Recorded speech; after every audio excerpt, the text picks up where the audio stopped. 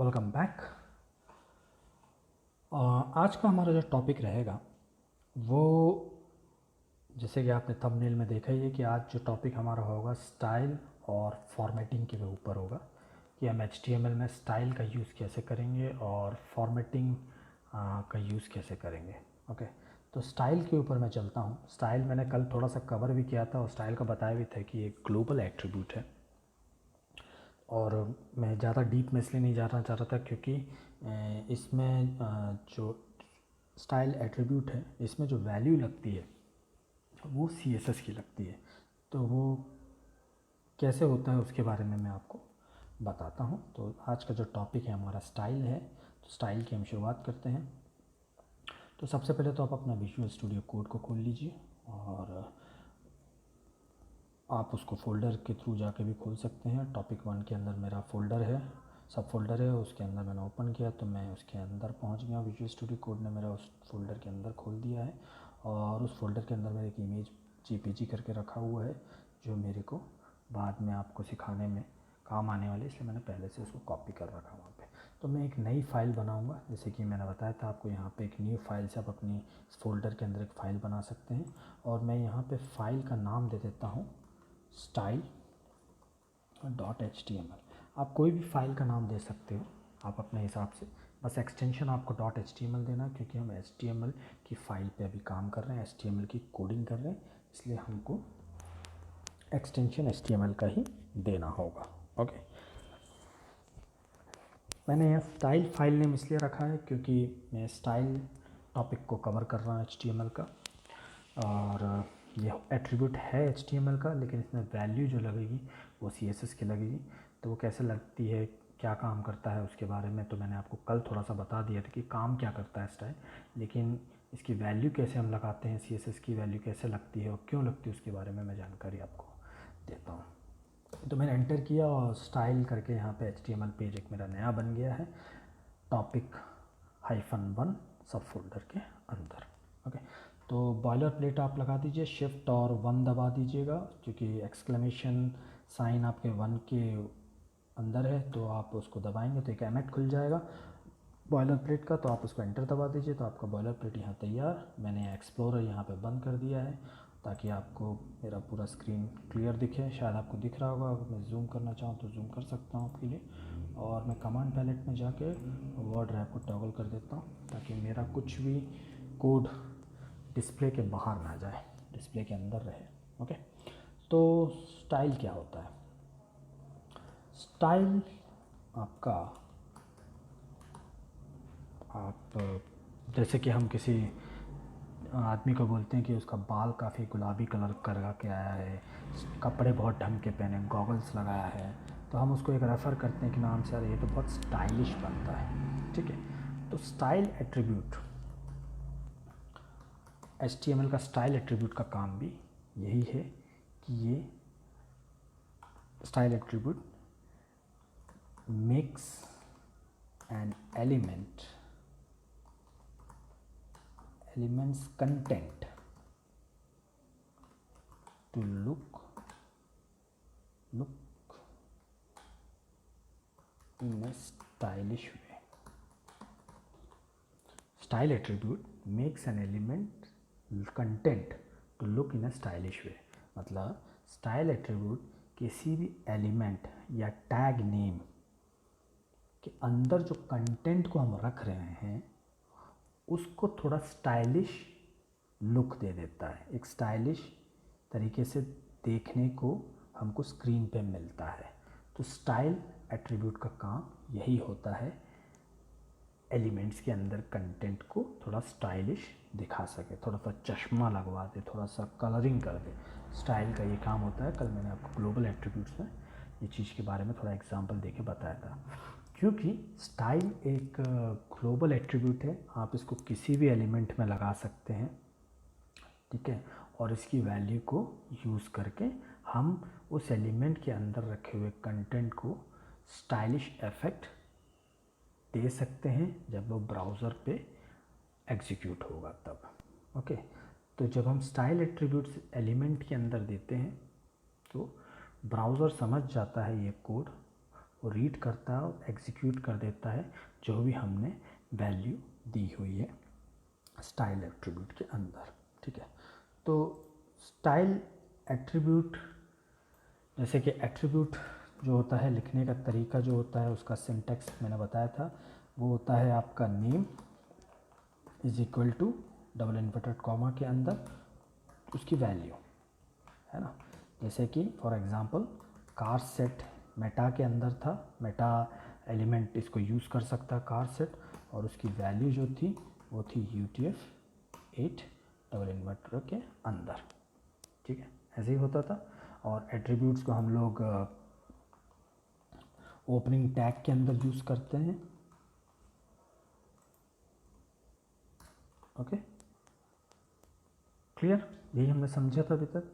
लेकिन यहाँ पे थोड़ा सा स्टाइल में जो होता है, जो एट्रीब्यूट जो लिखने का तरीका होता है वो थोड़ा सा चेंज हो जाता है। कहाँ से चेंज होता है? वो चेंज इज इक्वल टू के बाद से हो जाता है। क्यों होता है? क्योंकि अभी तक जो हम एट्रीब्यूट बात कर रहे थे वो बात तो हम HTML के एट्रीब्यूट की बात कर रहे थे, उसका नेम भी HTML का एट्रीब्यूट होता था और उसकी वैल्यू भी HTML से ही रिलेटेड होती थी।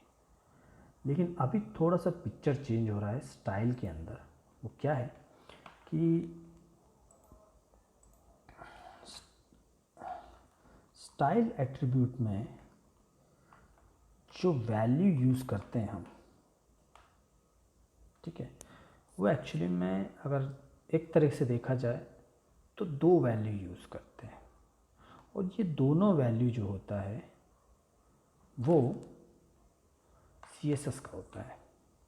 तो इज इक्वल टू के बाद हम इस सिंटेक्स को, मतलब ये सिंटेक्स को जो पुरानी वाली थी वो यहाँ अप्लाई नहीं हो सकता। डबल इन्वर्टेड कॉमा के अंदर सिर्फ वैल्यू देते थे, लेकिन यहाँ पे थोड़ा पिक्चर सीन अलग है, क्योंकि यहाँ पे हम HTML की वैल्यू नहीं दे सकते स्टाइल के अंदर, क्योंकि कंटेंट में ब्यूटी देने का काम CSS का है। ये फर्स्ट इंट्रोडक्शन है, मैंने आपको बताया था HTML स्ट्रक्चर से बिल्ड कर सकता है।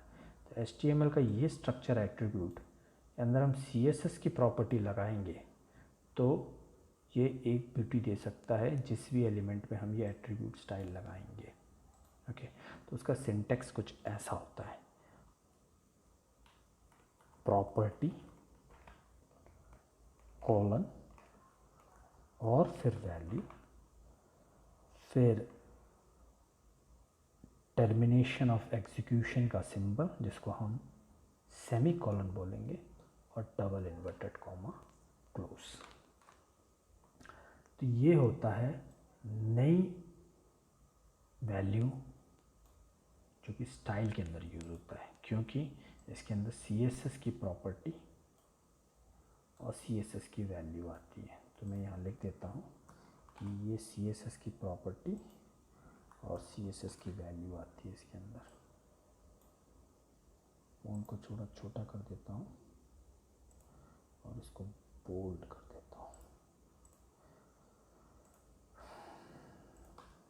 ठीक है, तो स्टाइल एट्रीब्यूट का सिंटेक्स वैल्यू जैसे हम देते थे अभी तक एट्रीब्यूट में, सिर्फ स्टाइल के अंदर, स्टाइल HTML एट्रीब्यूट के अंदर वैल्यू चेंज हो जाएगी, क्योंकि यहाँ पे HTML की वैल्यू नहीं आ रही, यहाँ पे CSS की प्रॉपर्टी और CSS की वैल्यू दोनों मिलके स्टाइल एट्रीब्यूट के कंटेंट के बिहेवियर को चेंज करेगा। ओके, अब प्रॉपर्टी का मतलब क्या होता है?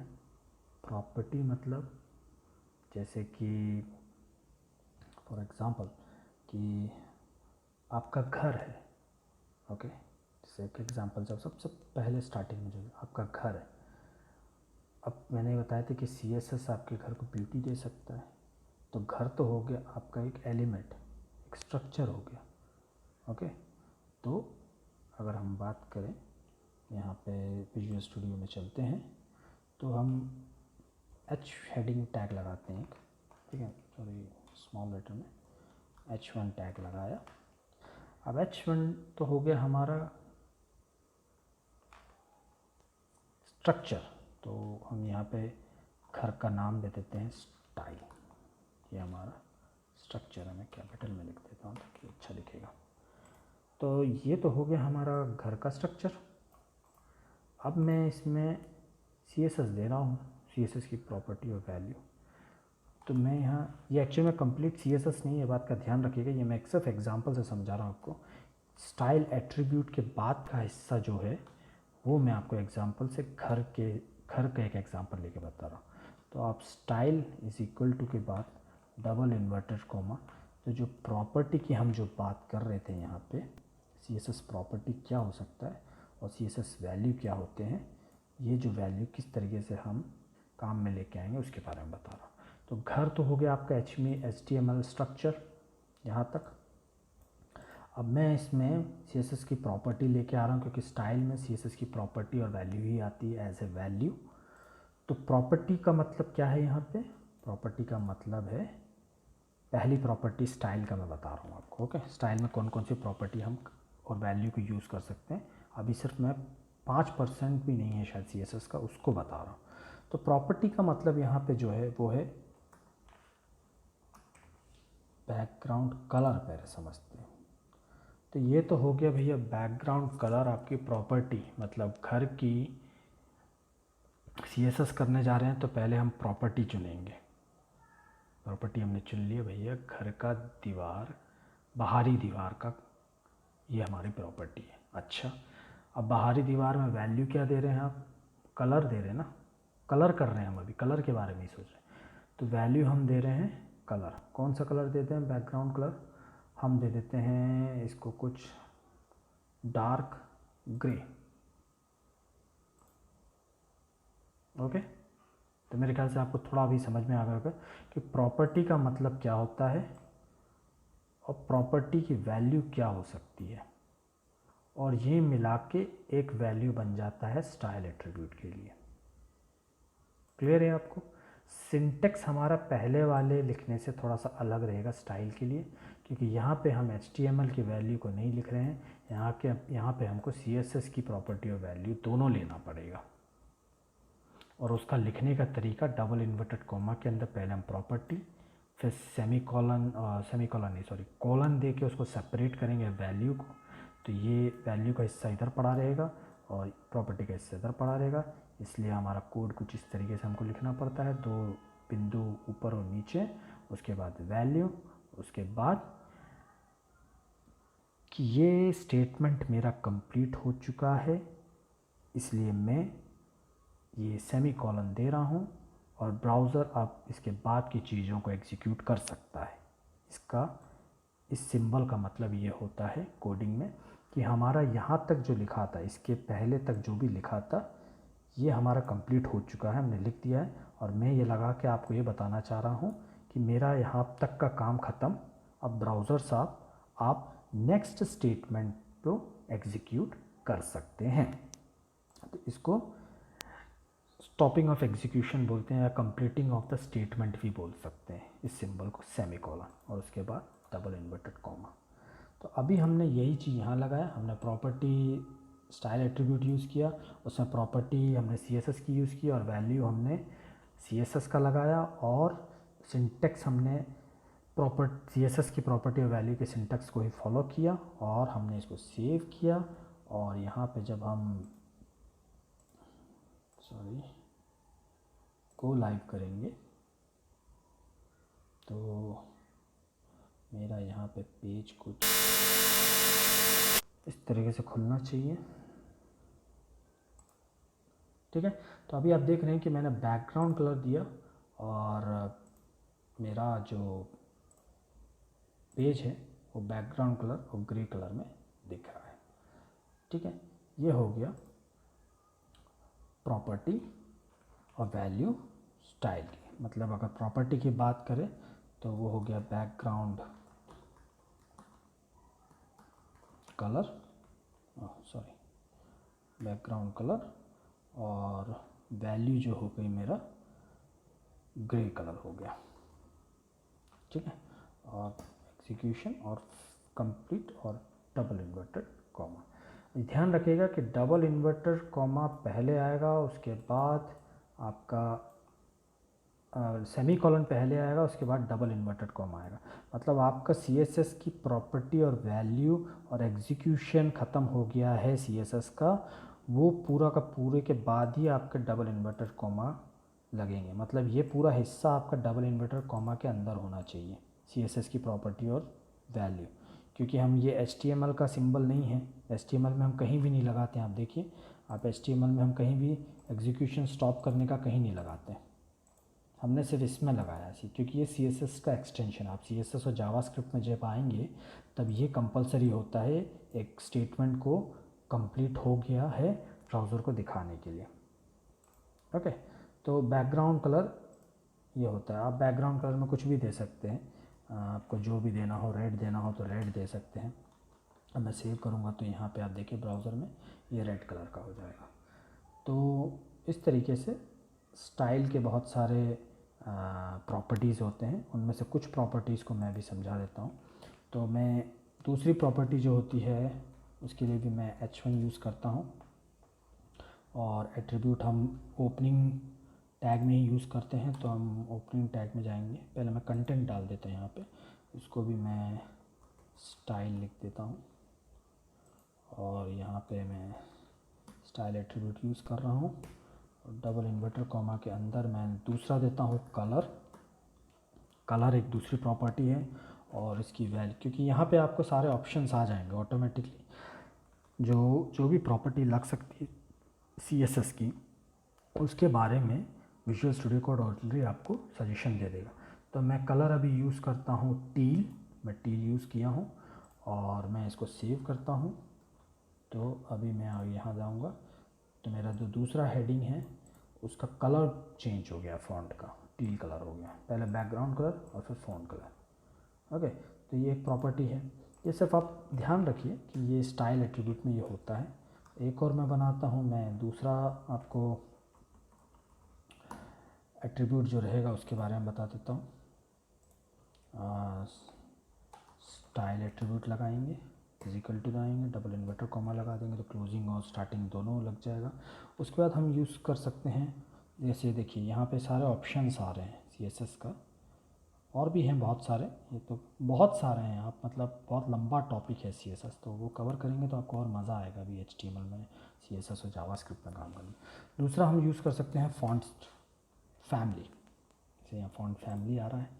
फ़ॉन्ट फैमिली क्या करता है कि एक फ़ॉन्ट का जो तरीका होता है, जैसे फ़ॉन्ट दिखता है, कोई कर्ली में दिखता है, कोई थोड़ा सा अलग टाइप का दिखता है, स्टाइल में दिखता है, तो हम वो फैमिली को चूज़ कर सकते हैं। जैसे कि यहाँ पे आप देख सकते हैं कि हम एरियल फैमिली बहुत चलता है, तो एरियल फैमिली को ले सकते हो। तो एरियल के अंदर कौन कौन सी फैमिली आती है, हेल्वेटिका, सैंस सेरिफ और एरियल, ये 3 आते हैं। तो हम इसको ले सकते हैं। इन तीनों फ़ॉन्ट में से जो भी अवेलेबल होगा आपके सिस्टम पे, वो यहाँ पे प्राइमरी एरियल रहेगा तो प्राइमरी एरियल आएगा। तो अभी आप सेव करेंगे तो आप देखिए यहाँ पे इस फ़ॉन्ट से अलग है, क्योंकि ये फ़ॉन्ट अलग चल रहा है, ये फ़ॉन्ट अलग चल रहा है। ठीक है, तो ये एरियल फ़ॉन्ट हो गया स्टाइल, क्योंकि टी से आप समझ जा रहे हैं कि टी का डिज़ाइन यहाँ पहले वाले में कुछ और था, यहाँ हमने फ़ॉन्ट स्टाइल चेंज कर दिया तो यहाँ टी का डिज़ाइन भी चेंज हो गया।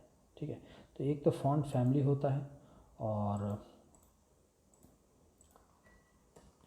एक और स्टाइल है उसको भी अपन चेक कर लेते हैं। और मैं यहाँ पे पहले स्टाइल लिख देता हूँ, कंटेंट डाल देता हूँ, उसके बाद यहाँ पे स्टाइल स्पेस देना था, स्टाइल दिया और इजिकल टू दिया और डबल इन्वर्टेड कॉमा दिया। और अब हम इसके अंदर फ़ॉन्ट साइज़ एक प्रॉपर्टी है उसको यूज़ करते हैं। तो ये फ़ॉन्ट साइज़ यहाँ दिख रहा है, और इसकी वैल्यू हम कितने प्रकार से दे सकते हैं वो बता देता हूँ। कि मतलब फ़ॉन्ट का साइज़ बड़ा करना है, छोटा करना है। कल मैंने बताया था कि कई लोग हेडिंग्स को यूज़ करते हैं, पैराग्राफ के अंदर बीच में H1 लिख देते हैं, कुछ पर्टिकुलर वर्ड को बोल्ड करना होता है या साइज़ बड़ा दिखाना होता है, तो कई लोग हेडिंग का यूज़ कर लेते हैं, जो कि गलत है। और मैंने ये भी बोला था कि CSS में ऐसी प्रॉपर्टीज़ हैं जिसका हम ब्यूटी करने के लिए, स्टाइल देने के लिए यूज़ कर सकते हैं। तो यह वही चीज़ है कि हम कई लोग हेडिंग की जगह वो लैक ऑफ नॉलेज की वजह से वो यूज़ करते हैं, या CSS का उनको कंप्लीट नॉलेज नहीं होता है तो वो लोग इस तरीके से करते हैं। तो CSS में ये सब फ़ायदे हैं। तो फ़ॉन्ट साइज़ मतलब नंबर्स में आता है वैल्यू, या हम 500 साइज़ लेना है, परसेंटेज में लेना हो तो हम परसेंटेज में ले सकते हैं, पिक्सल में लेना हो तो px शो कर सकते हैं, यहाँ पे सजेशन आ रहा है। और सबका लिखने का तरीका, px आप स्पेस दे के px नहीं देंगे, वो गलत आएगा, वो काम नहीं करेगा। तो px आपको लिखने के लिए आपको के स्मॉल लेटर में px 500 के साथ ही लिखना पड़ेगा। तो कौन कौन सी चीज़ें इसमें आ सकती हैं वो मैं आपको बता रहा हूँ कि फ़ॉन्ट साइज़ आपका हो गया 500। अभी देखिए सजेशन, एक मिनट अभी आया था सजेशन, हाँ ये आ गया सजेशन। देखिए तो कौन कौन सा हम यूज़ करते हैं, 0m मतलब 0 एक डिफ़ॉल्ट वैल्यू है, 10 100 जितना भी साइज़ का आप लेना हो फ़ॉन्ट साइज़ को ले सकते हैं आपके कंटेंट के हिसाब से, क्या आप शो करवाना चाहते हो। m एक लगता है, रैम लगता है, ex लगता है, px मतलब पिक्सल लगता है, सेंटीमीटर में भी आप दिखा सकते हैं साइज़ को, मिलीमीटर में भी दिखा सकते हैं, इंच में भी दिखा सकते हैं, पॉइंट में भी दिखा सकते हैं, ठीक है। तो बहुत सारे तरीके हैं दिखाने के। तो इन सब पे मैं आऊँगा जब अपन CSS पे आएंगे, इन सब का मतलब क्या होता है। फ़िलहाल आप परसेंटेज यूज़ कर सकते हो, पिक्सल यूज़ कर सकते हो, दोनों चीज़ को मैं करके दिखा देता हूँ। वैल्यू हम लिखते हैं, मान लो 500 परसेंटेज, मेरा भैया स्टाइल का फ़ॉन्ट को बड़ा कर दो। अब आप यहाँ पे देखिए, सेव कर दिया, ये मेरा 500 परसेंटेज बढ़ गया है।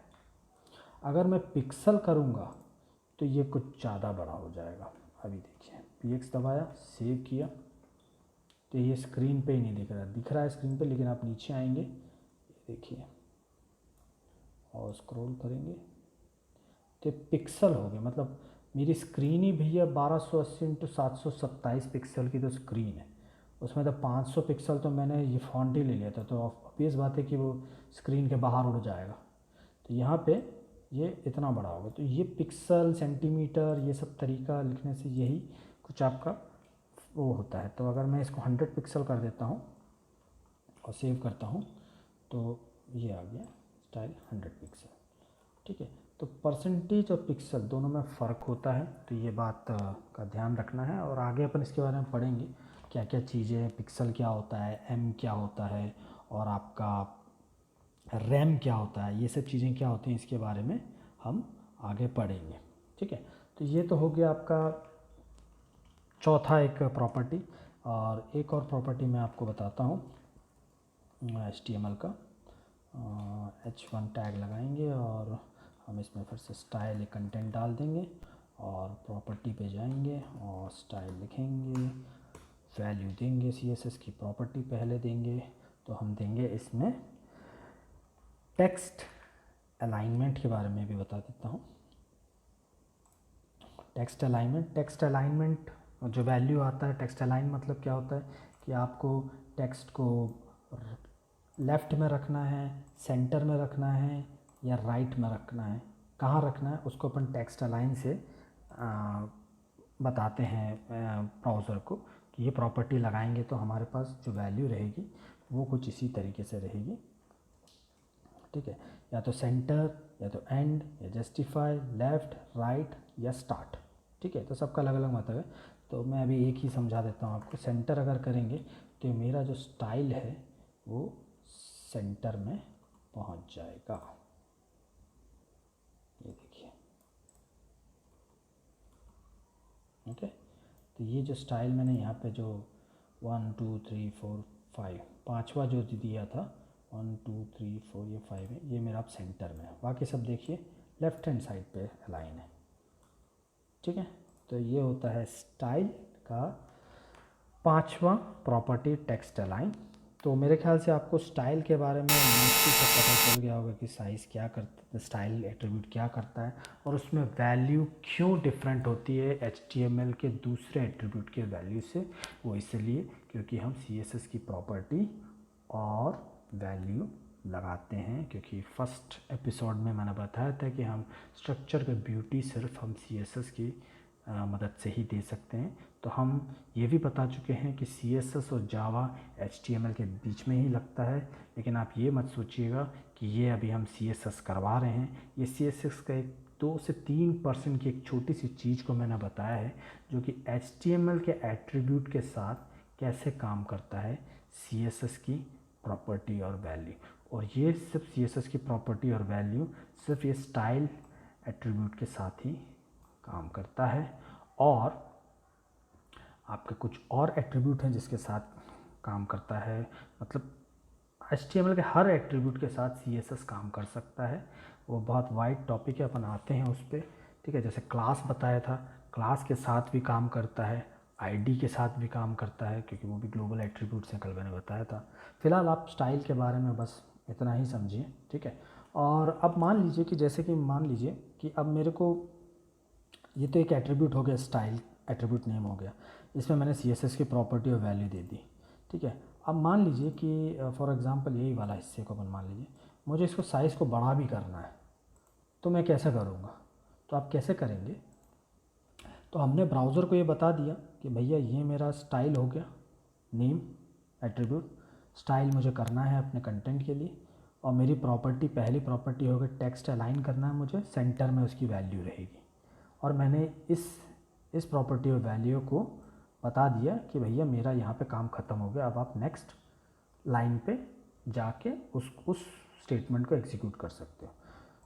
क्योंकि मैंने यहाँ पे इस प्रॉपर्टी और वैल्यू का एग्जीक्यूशन यहाँ स्टॉप कर दिया है, और एक प्रॉपर्टी और वैल्यू के एग्जीक्यूशन के स्टॉप होने के बाद ही आप दूसरी प्रॉपर्टी और वैल्यू कंटिन्यूस जितना चाहो दे सकते हो। ये खास बात है CSS का। तो मेरा यहाँ पे सेमीकोलन, मेरा यहाँ पे एग्जीक्यूशन स्टॉप हो रहा है। अब मैं चाहता हूँ कि यहाँ पे फॉन्ट साइज़ दे दूँ, लेकिन डबल इन्वर्टर कॉमा के अंदर ही रहेगा सब, आपको दोबारा डबल इन्वर्टर कॉमा लगाने की ज़रूरत नहीं है। तो मैं यहाँ पे फॉन्ट साइज़ अगर लिखूँगा तो यहाँ पे देखिए मैं करेक्ट सिंटेक्स फॉलो कर रहा हूँ, इसलिए सजेशन भी आ गया है। फॉन्ट साइज़ दूंगा और यहाँ पे मैं डाल दूंगा कि 500 पिक्सल या 500%, क्योंकि पिक्सल तो बहुत बड़ा हो जाएगा। और ये हो गया और सेव कर दिया। और अभी अपन देखते हैं क्या जादू है। तो यहाँ पे स्टाइल, ओके, पहले फॉन्ट छोटा था अभी बढ़ गया। अब मुझे जब मैं चाहता हूँ कि कलर कर दूँ, तो मैं एग्जीक्यूशन ख़त्म होने वाला सिंबल मतलब सेमीकोलन के बाद फिर से मैं प्रॉपर्टी और वैल्यू दे सकता हूँ। तो मैं कलर चूज़ कर सकता हूँ, कलर मेरा है, और इसके कौन से पैलेट को मैं चूज़ कर लूँ, येलो चूज़ कर लेता हूँ। ओके, तो मैं इसको सेव कर दिया हूँ। अब आप देखिए ये मेरा येलो कलर हो गया। तो आप जितना चाहें उतना आप इसमें आप यूज़ कर सकते हैं। ओके, तो यही है स्टाइल एट्रीब्यूट के बारे में। तो मेरे ख्याल से आपको समझ में आ गया होगा स्टाइल एट्रीब्यूट क्या काम करता है। ओके, और दूसरा जो टॉपिक था हमारा वो था फॉर्मेटिंग के ऊपर। तो फॉर्मेटिंग का क्या रोल है HTML के अंदर और जो कैसे काम करता है उसके बारे में आपको बताता हूँ। तो चलते हैं अब अपन फॉर्मेटिंग टॉपिक के ऊपर। तो फॉर्मेटिंग का क्या रोल है, क्या करता है फॉर्मेटिंग? फॉर्मेटिंग मतलब होता है जैसे कि हम लोग वर्ड में करते हैं, फॉर्मेटिंग करते हैं। किसी को बोल्ड करना तो हम बोल्ड करते हैं, तो वो फॉर्मेटिंग कहलाता है। किसी में अंडरलाइन करना है तो वो एक फॉर्मेटिंग का कहलाता है। ओके, और किसी में हमको मान के चलिए कि स्मॉल लेटर शो करवाना है तो वो एक फॉर्मेटिंग कहलाता है। तो बहुत सारे तरीके होते हैं। इटैलिक करना है तो हम इटैलिक करने के लिए फॉर्मेटिंग करते हैं, इसको फॉर्मेटिंग बोलते हैं। तो HTML के कंटेंट को भी हम फॉर्मेटिंग कर सकते हैं और उसमें भी तरीके हैं। तो वो कौन कौन से तरीके हैं, क्योंकि ये सब जानना ज़रूरी है, क्योंकि कभी ज़रूरत हो सकता है आप कंटेंट लिखते हैं उसमें बीच में आपको कुछ बोल्ड दिखाना है तो कैसे दिखाओगे? क्योंकि CSS की प्रॉपर्टी में आप ये सब कर सकते हो और बोल्ड वगैरह करना हो तो वो सब कर सकते हो, लेकिन HTML के भी होते हैं फंक्शंस जिसको मेरे ख्याल से आपको समझ लेना चाहिए। तो फॉर्मेटिंग में जो चीज़ आती है वो सबसे पहले आता है बोल्ड में H1 अपन करते हैं और इसको दे देते हैं फॉर्मेटिंग। ओके, और फॉर्मेटिंग हेडिंग दे देते हैं और हम पैराग्राफ पे अब अपन काम करते हैं। पैराग्राफ मैंने दिया, लॉरम दिया, ठीक है। तो मेरा एक ये पैराग्राफ बन गया और मैं इसको सेव कर दूंगा। तो यहाँ पे मेरा H1 हेडिंग हो गया और पैराग्राफ ये हो गया। ओके, तो अब मान लीजिए कि मेरे को अगर लॉरम इप्सन को बोल्ड करना है तो मैं कैसे करूँगा? तो एक एलिमेंट है जिसका नाम है बी लिखेंगे और ओपनिंग टैग बी लिखेंगे पहले, इसको अपन मिटा देते हैं। और जहाँ तक आपको बोल्ड करना है उसके बाद आप क्लोजिंग टैग कर दीजिए। मतलब आपका जो बी है उसके अंदर जो है आपका ओपनिंग टैग और क्लोजिंग टैग के अंदर आपका कंटेंट आ जाए। तो बोल्ड करने का ये तरीका है, जैसे यहाँ देख सकते हैं, the b element represent span of text to which attention is being drawn. तो इस तरीके से आप बोल्ड को बोल्ड कर सकते हैं, तो टेक्स्ट बोल्ड हो जाएगा। तो अभी अब मैं सेव करूँगा तो आप देख सकते हैं कि लॉरम एप्सन जो है वो बोल्ड हो गया है। अच्छा, डॉलर थोड़ा सा स्पेस यहाँ पे नहीं दिया था इसलिए वैसे हो रहा है। ओके, तो सेव करेंगे तो आप देखिए यहाँ पे लॉरम एप्सन बोल्ड हो गया है। ओके, तो ये तो होता है आपका बोल्ड। लेकिन एक और तरीका है, मैं एक और पैराग्राफ लिखता हूँ, कंटेंट लिखता हूँ और इसके अंदर भी लॉरम एप्सन करता हूँ और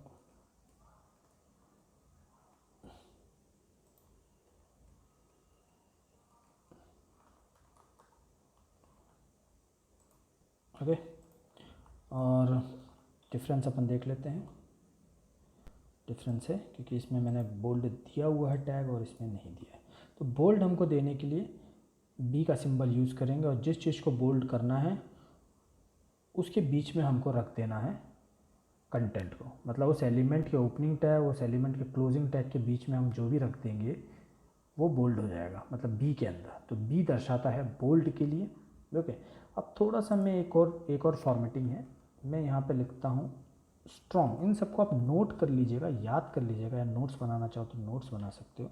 और जैसे कि आपको पता है विजुअल स्टूडियो कोड जैसे ओपनिंग का क्लोजिंग एंगुलर ब्रैकेट को जैसे ही लगाते हैं तो अपना एक ऑटोमेटिकली वो उस चीज़ का क्लोजिंग को भी बना देता है।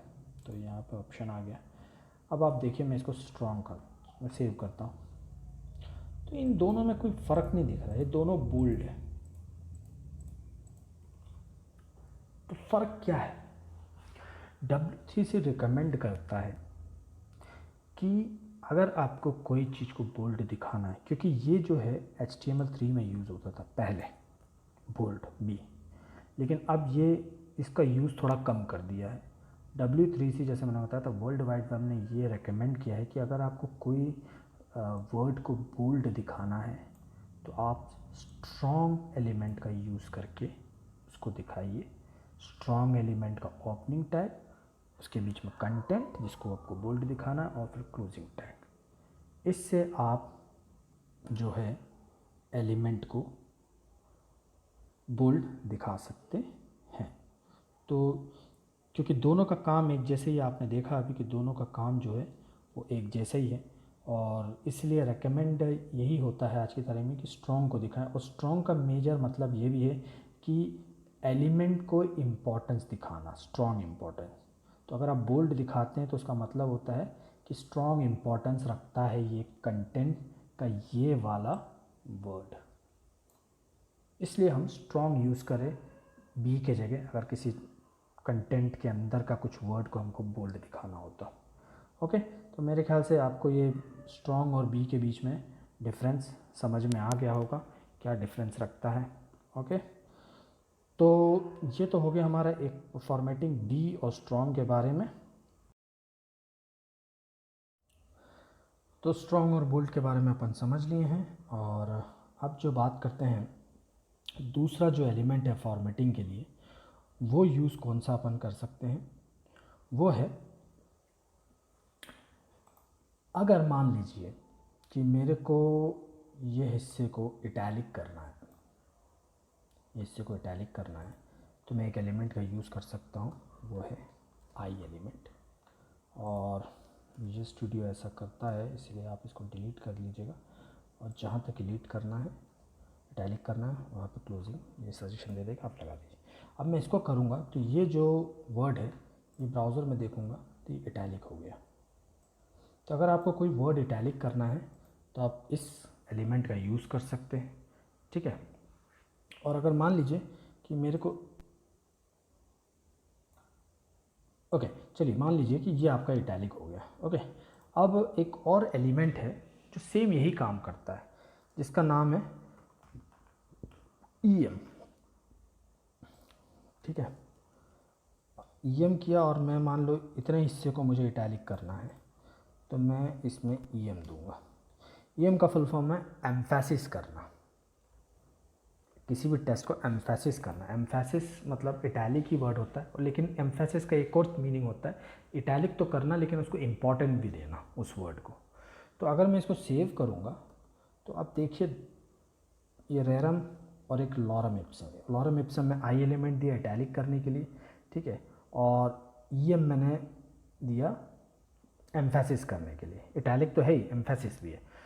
तो ये दोनों काम एक ही कर रहे हैं। अगर आप देखें ये दोनों काम एक ही कर रहे हैं। लॉरम इप्सम भी इटैलिक हुआ है, रेरम एस्पर्नेटर भी इटैलिक हुआ, और कुछ अलग कुछ डिफरेंस नहीं दिख रहा। लेकिन इसमें एक डिफरेंस है जो दिख नहीं रहा लेकिन है, वो ये है कि ये ज़्यादा इम्पॉर्टेंट रखता है और ये नहीं रखता उतना इम्पॉर्टेंट।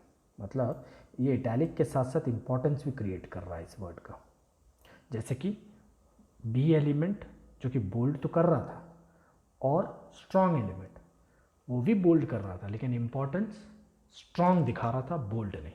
तो बोल्ड के साथ साथ इम्पॉर्टेंस भी दिखाना, तो वज़न वेट किसका होगा? वेट होगा आपका स्ट्रॉन्ग का। सेम उसी तरीके से इटैलिक में आप आई एलिमेंट को यूज़ कर सकते हो और एम्फेसिस को भी यूज़ कर सकते हो, लेकिन वेट किसका होगा? ई एम का होगा, क्योंकि वो इटैलिक के साथ साथ आपका इम्पॉर्टेंस भी शो कर रहा है उस वर्ड का। तो रेकमेंडेड है कि आप आई का यूज़ ना करें इटैलिक के लिए, ज़्यादा से ज़्यादा आप ई एम का यूज़ करिएगा अगर किसी वर्ड को इटैलिक शो करना है तो ई एम एलिमेंट का यूज़ करेगा। सेम उसी तरीके से ओपनिंग टैग होगा और कंटेंट होगा और एलिमेंट होगा।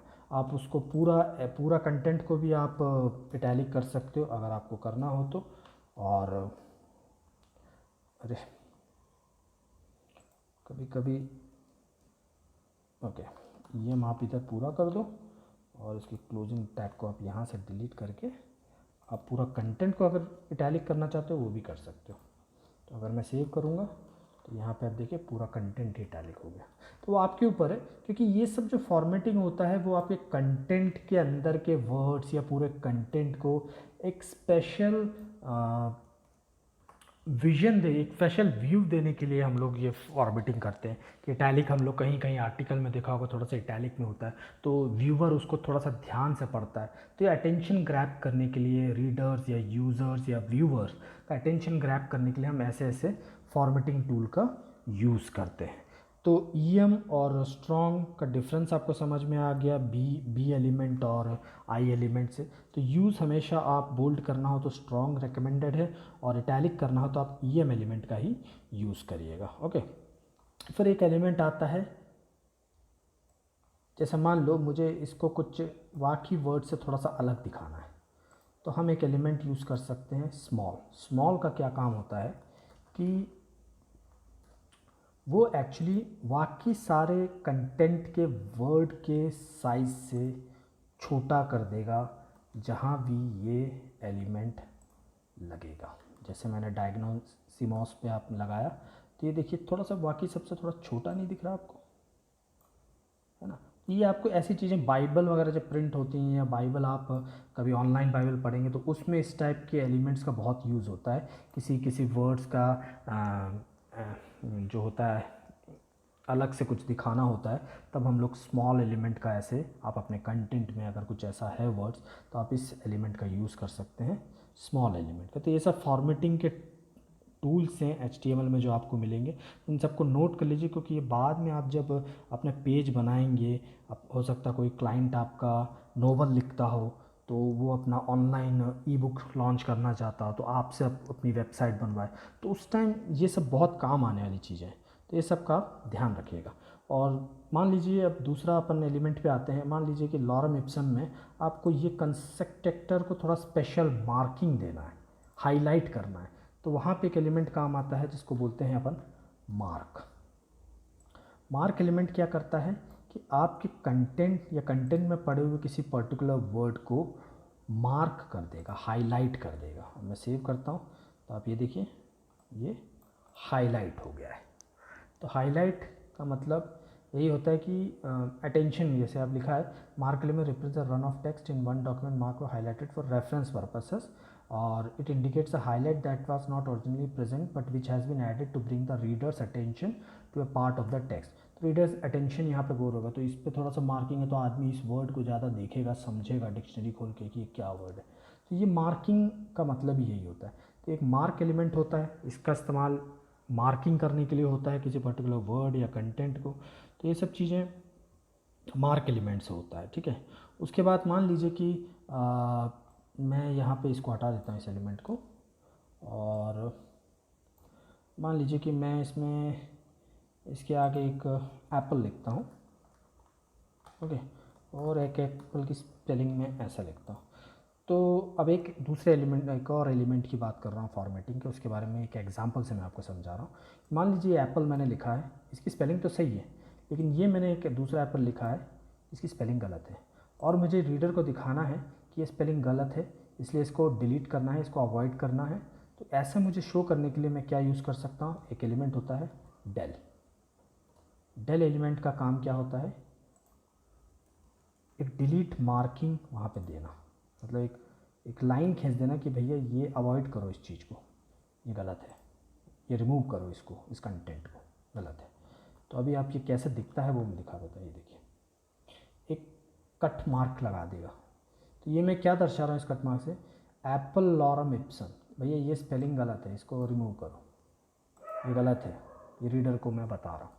तो ये सब चीज़ें आर्टिकल या न्यूज़ राइटर जो होते हैं, या जो लोग इंटरनेट पे पोस्ट वगैरह करते हैं, और कोडर होते हैं जो तो वो लोग ज़्यादातर यूज़ करते हैं। हो सकता है आपको कभी ऐसा क्लाइंट मिल जाए या न्यूज़ एजेंसी मिल जाए, वो बोलता है भैया मेरा पूरा सर्वर और वेबसाइट का पूरा फ्रंट एंड वो आप संभालिए। तो ये डिज़ाइनिंग जो होता है इसमें काफ़ी पैसा भी होता है, और इसका आप काम जो है कर सकते हैं। तो इस जगह पे ये एलिमेंट काफ़ी रोल प्ले करता है।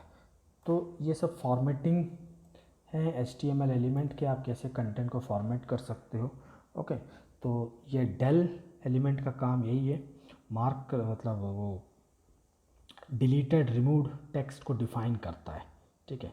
अब एक होता है एक और एलिमेंट होता है जो HTML फॉर्मेटिंग में काम आता है। उस एलिमेंट का नाम होता है इंस, और इंस का मतलब होता है पूरा इंसर्टेड या एडेड। मतलब हम ये दर्शा सकते हैं कि ये टेक्स्ट इसको हमने अलग से ऐड किया हुआ है, किसी और रेफरेंस बुक से मैंने ऐड किया हुआ है। जैसे मैं ये एप्पल को भी डिलीट कर देता हूँ, और इसको मैं एक कुछ यहाँ लिख देता हूँ बाइबल। मैं बाइबल का कुछ भी एक द क्राइस्ट करके एक, तो ये मेरा, तो ये वर्ड जो है बाइबल से मैंने द क्राइस्ट उठाया। अब इसको मुझे ये दिखाना है कि भैया ये मैंने कहीं से और से इंसर्ट किया है वर्ड को, इसको किसी और बुक से मैंने रेफ़र लिया है। तो वो मुझे रीडर को दिखाने के लिए मैं क्या कर सकता हूँ, एक एलिमेंट होता है इंस, जिसको इंसर्टेड बोलते हैं, इसका फुल एलिमेंट का नाम, और इसको मैं यहाँ पे क्लोजिंग टैग लगा देता हूँ, ओके। और मैं इसको सेव करूँगा तो यहाँ पे एक अंडरलाइन बनाएगा, तो ये क्या बता देगा कि भैया ये रेफरेंस कहीं और से मैंने उठाया है।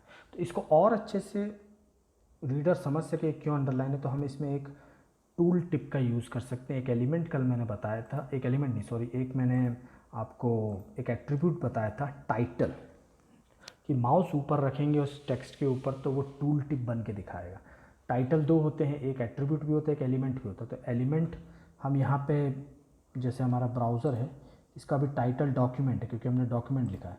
तो हम स्टाइल और उस पर काम कर रहे हैं, तो हम यहाँ पे टाइटल डाल देते हैं, ये पहले ही डाल देना था, स्टाइल एंड फॉर्मेटिंग पेज है हमारा ये, ठीक है।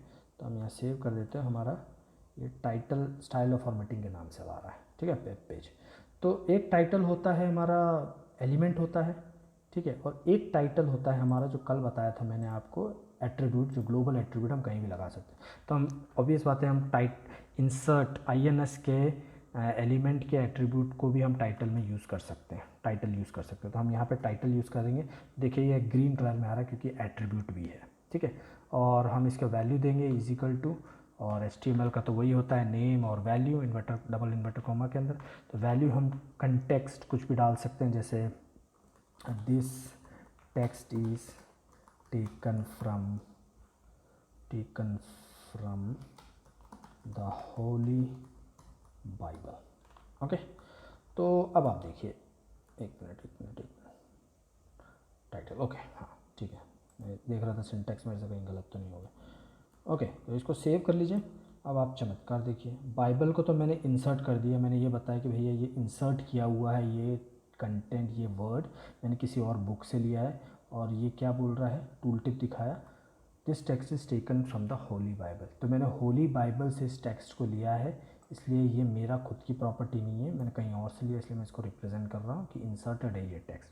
तो यहाँ पे इसका काम आता है, और इसी के अंदर मैंने एट्रीब्यूट का काम भी ले लिया है टाइटल का। तो HTML एक दूसरे से इंटरकनेक्टेड रहता है, ठीक है। तो इसमें एलिमेंट भी एक दूसरे से आप इंटरकनेक्ट कर सकते हैं, क्योंकि हाइपर टेक्स्ट मार्कअप लैंग्वेज मैंने बताया, तो हर जगह ये एक दूसरे से ऐसे ही काम करता है। जैसे बोल्ड करने के बाद मुझे इटैलिक भी करना है, तो मैंने बोल्ड के अंदर ही इटैलिक एलिमेंट को नेस्टेड कर दिया, तो बोल्ड भी हो गया, इटैलिक भी हो गया।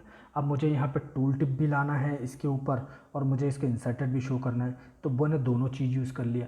मतलब आप एक एलिमेंट के अंदर एक एलिमेंट को रख सकते हैं, एक एलिमेंट के अंदर एट्रीब्यूट भी रख सकते हैं, ठीक है। तो स्पेशल फीचर बन जाएगा इस एलिमेंट का। तो टाइटल यहाँ पे इसका स्पेशल फीचर हो गया इंसर्टेड का। ओके, तो ऐसे भी आप काम करवा सकते हो। तो ये तो हो गया आपका एक एग्जांपल, मैंने आपको यहाँ पे समझा दिया है। तो मैं इसको अभी डिलीट कर देता हूँ। ओके, तो ये अपन ये पूरा हिस्सा अपन डिलीट कर देते हैं। ओके, मेरे ख्याल से आपको समझ में आ रहा होगा कि फॉर्मेटिंग के कौन कौन से रूल हैं और उसको कैसे अपन को लगाना है। अब एक आता है सबस्क्रिप्ट का, मतलब आप समझते होंगे, अगर हम गूगल में अगर जाएं तो हम इसको सबस्क्रिप्ट एक, अब हिंदी में मैं आपको थोड़ा सा, आप जब भी आपको कुछ समझना है तो आप हिंदी गूगल में आप उसके बारे में आप जान लीजिए, ठीक है।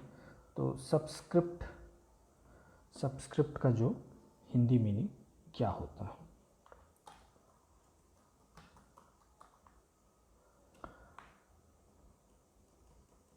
सब्सक्रिप्टेड लिखते हैं ना, क्योंकि कंटेंट के अंदर। तो सब्सक्रिप्टेड का मतलब होता है, मेरा नेट स्लो है,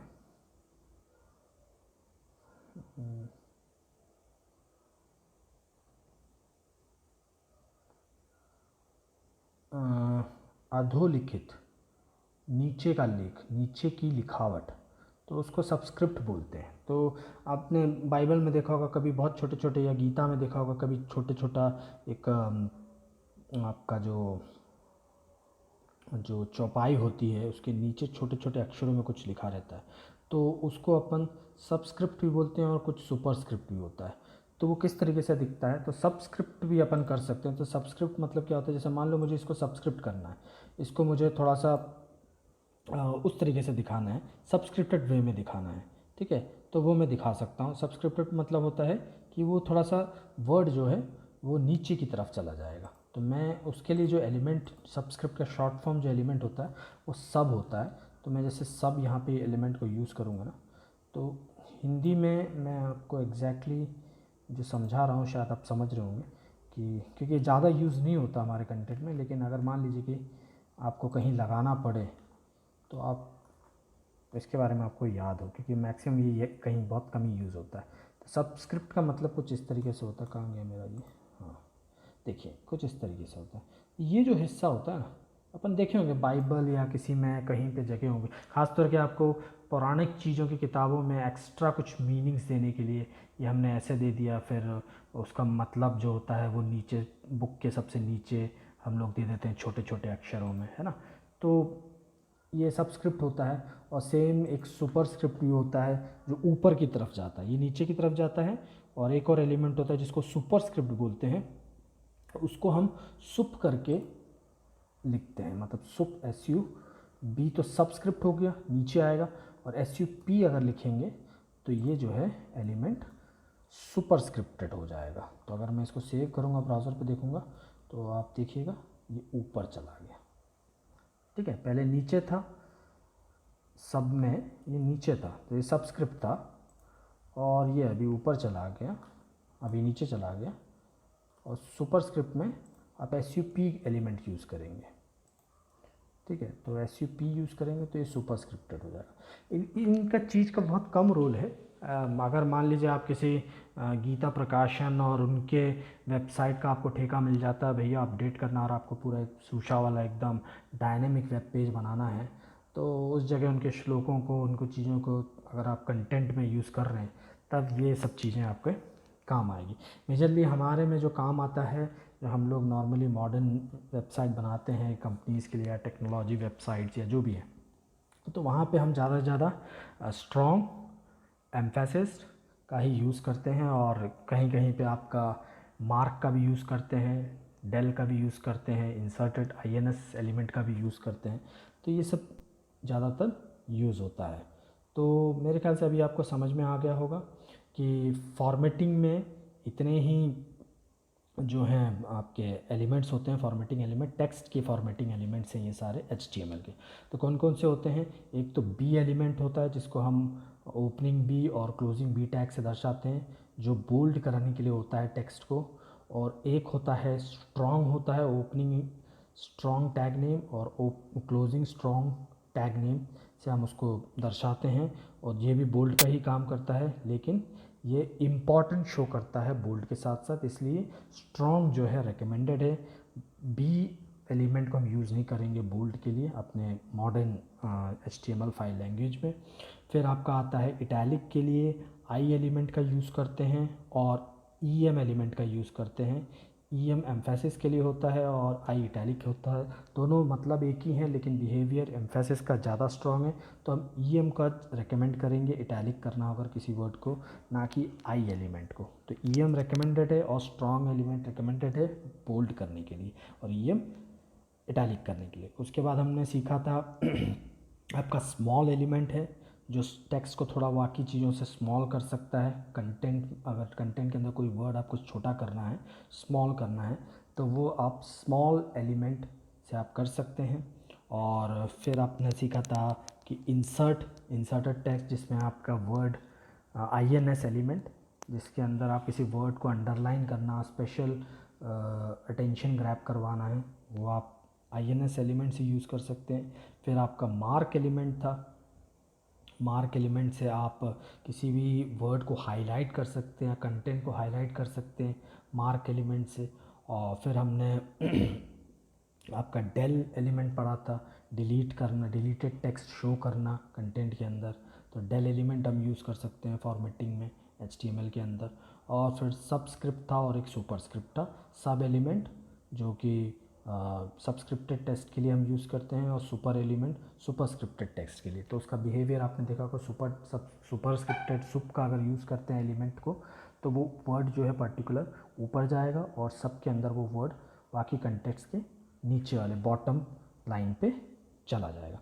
तो मेरे ख्याल से आपको स्टाइल एट्रीब्यूट, HTML का स्टाइल एट्रीब्यूट, उसके अंदर वैल्यूज़ हम प्रॉपर्टी CSS प्रॉपर्टी लगाते हैं, और वैल्यू जो है वो CSS की वैल्यू आती है। तो दो वैल्यू आती है प्रोपोर्शनली स्टाइल एट्रीब्यूट के अंदर, क्योंकि स्टाइल जो होता है, हम किसी भी कंटेंट को स्टाइल दे सकते हैं, लेकिन स्टाइल देने का काम सिर्फ CSS का होता है, तो वहाँ HTML की वैल्यू नहीं लगाएंगे। तो स्टाइल के बारे में हमने समझा, स्टाइल कितने प्रकार के अभी फ़िलहाल में मैंने जो बताया वो आपको कलर, बैकग्राउंड कलर, प्रॉपर्टीज़ जो हैं CSS की, और फ़ॉन्ट का साइज़, और फ़ॉन्ट का आपका फैमिली, उसके बारे में बताया। फिर मैं फॉर्मेटिंग में आपके सारी चीज़ें बता दी हैं। तो आज के लिए मेरे ख्याल से आपको स्टाइल और फॉर्मेटिंग का जो पूरा कंप्लीट टॉपिक है स्टाइल से रिलेटेड, वो मैंने HTML टॉपिक के अंदर मैंने आपको कवर आज तारीख करा दिया है। इसके ऊपर फॉर्मेटिंग से रिलेटेड कुछ नहीं है और स्टाइल से रिलेटेड तो बहुत कुछ है, लेकिन वो CSS के अंदर है। तो क्योंकि स्टाइल एक एट्रीब्यूट HTML का है और उसको अपन ग्लोबल एट्रीब्यूट मानते हैं, किसी भी एलिमेंट में लगा सकते हैं, इसलिए मैंने एक छोटा सा उसका पार्ट यहाँ पे कवर कराया। ठीक है, तो मिलते हैं कल, फिर से मिलते हैं कल एक नए वीडियो के साथ और नए टॉपिक को लेके।